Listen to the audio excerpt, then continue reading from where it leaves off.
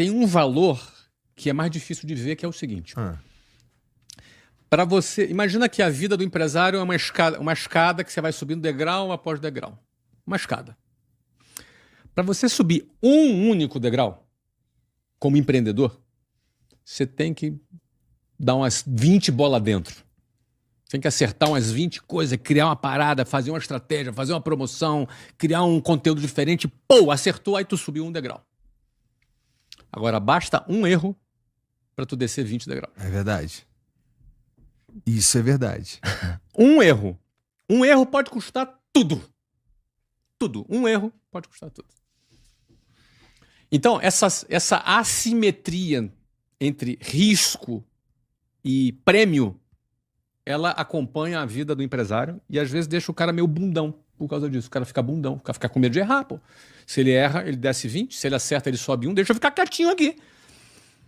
Entendeu? Então, essa assimetria, como é que a gente resolve?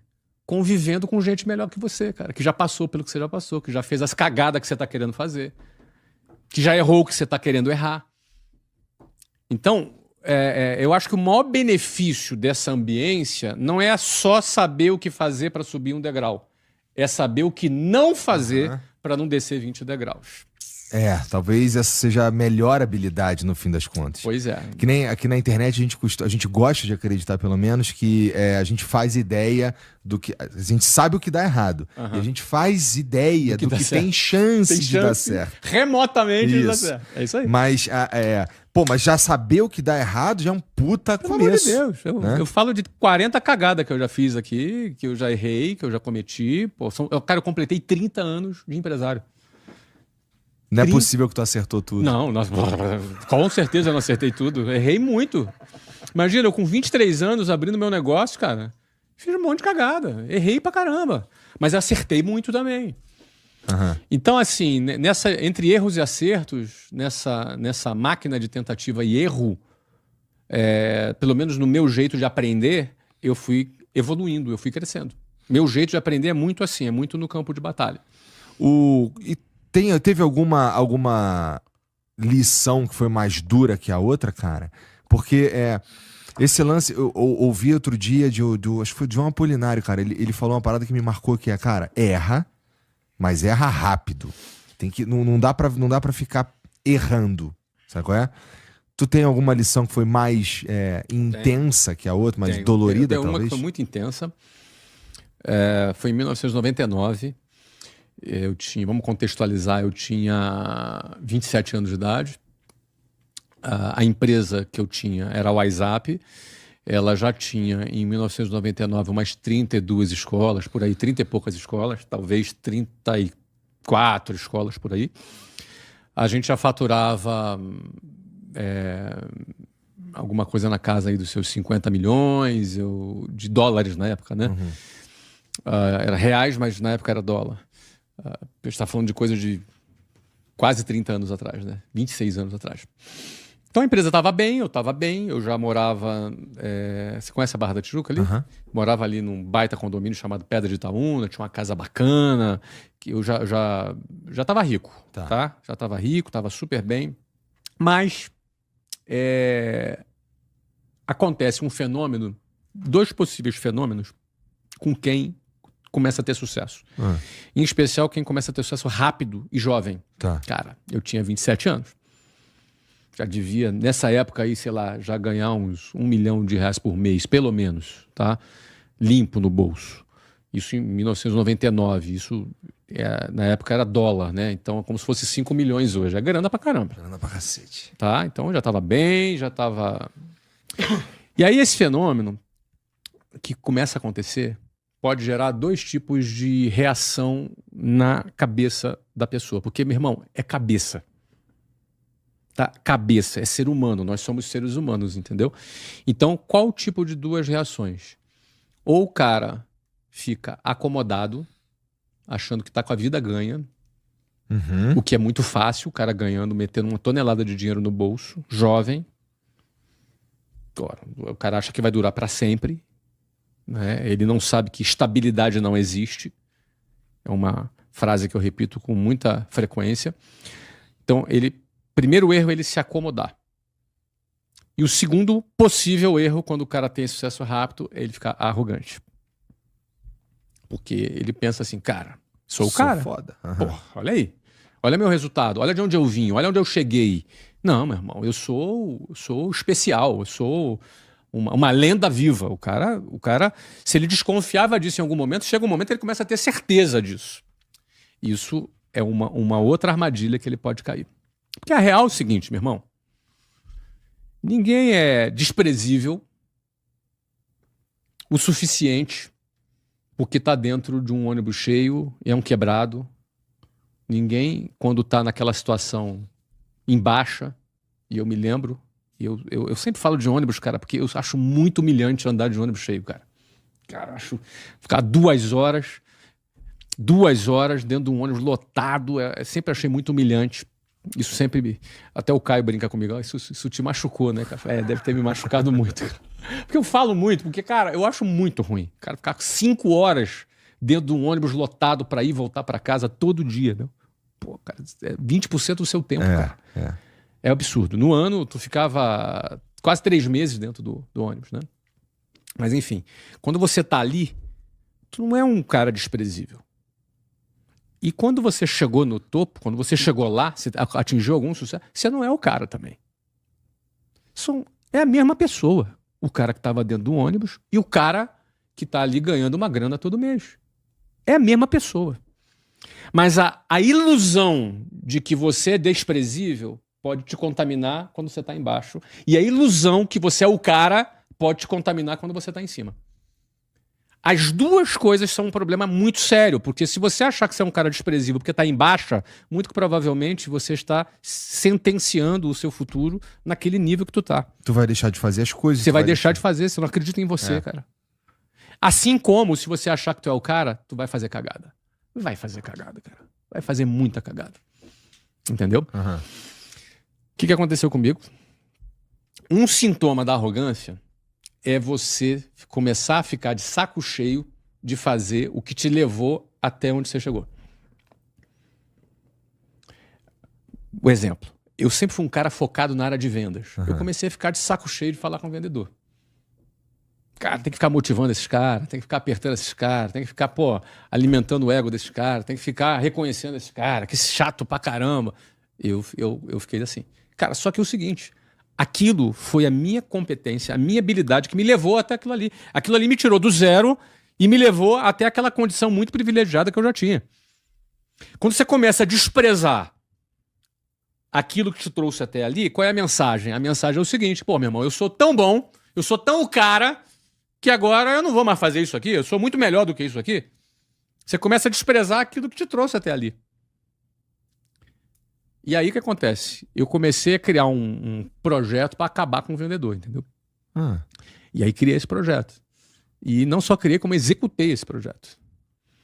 E eu tinha tanta certeza que eu ia arrebentar, Igor, que eu criei um processo automatizado, foi processo, que eu projetei que eu ia aumentar em 30% a minha receita no primeiro ano.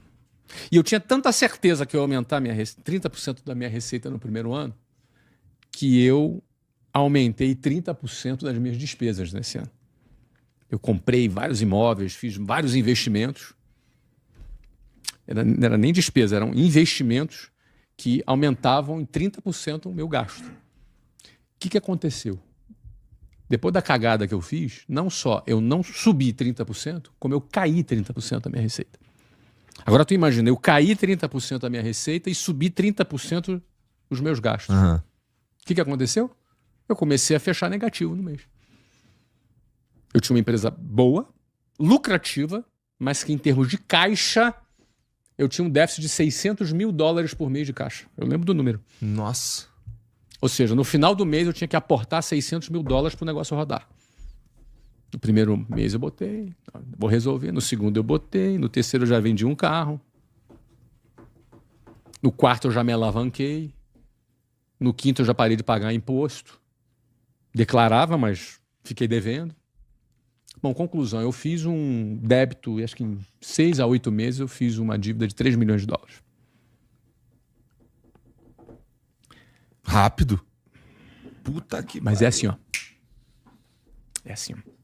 A empresa é boa, é tudo bom, mas o teu caixa virou de cabeça para baixo, meu irmão. Aí vai fazer o quê?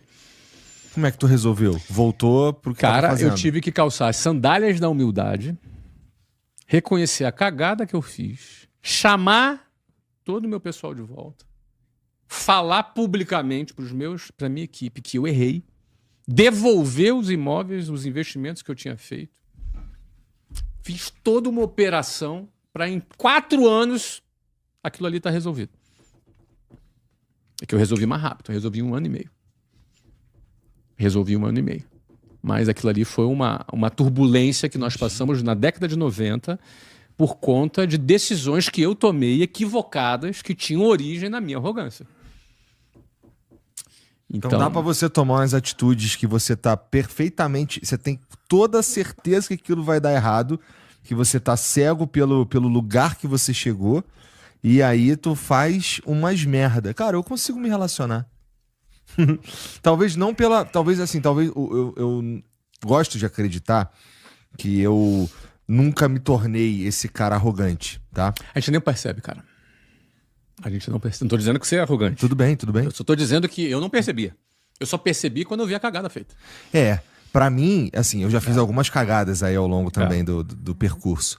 E olhar pra essas cagadas puta, dói, né? Tu fica, puta, olha a merda que eu fiz, meu irmão. Agora tem que resolver. Imagina a vergonha que eu tinha que pegar os caras e falar, vou devolver aquele prédio. Porque, cara, não é que eu comprei um prédio. Não era um prédio, era um palácio. E não é que eu comprei o palácio e fiquei quietinho. Não, eu chamei todo mundo. Olha aqui, vai ser. Na época não tinha rede social, né, cara? Se tivesse, eu tinha postado no Instagram. Entendi. Entendeu? E aí depois, pra falar, chamar os mesmos caras, ó, vou devolver porque eu não tenho dinheiro pra pagar. E aí, cara, tem cara que não consegue voltar atrás por orgulho. Aí, esse cara vai embora. Esse cara quebra. Aí você vê, ele errou por arrogância e quebra por orgulho. Você percebe que os maiores desafios são humanos. É na cabeça. Mentalidade. Então, eu errei por arrogância, mas não errei pelo orgulho. Tive humildade de reconhecer. Inclusive, falei para minha equipe, ó, se vocês não quiserem mais seguir minha liderança, tá tudo certo, vocês podem ir embora, tá tudo bem. Não, nós estamos contigo, vamos virar o jogo, e a gente virou o jogo. E tu era novão, né? Eu tinha 27 anos, era novo. Porque assim, talvez uma das principais vantagens que eu acho que eu tenho é ter 40, que já vivi bastante, já me fudi bastante, já tem um monte de coisa que você pensa diferente quando você tem mais de 27 anos, né? Exato.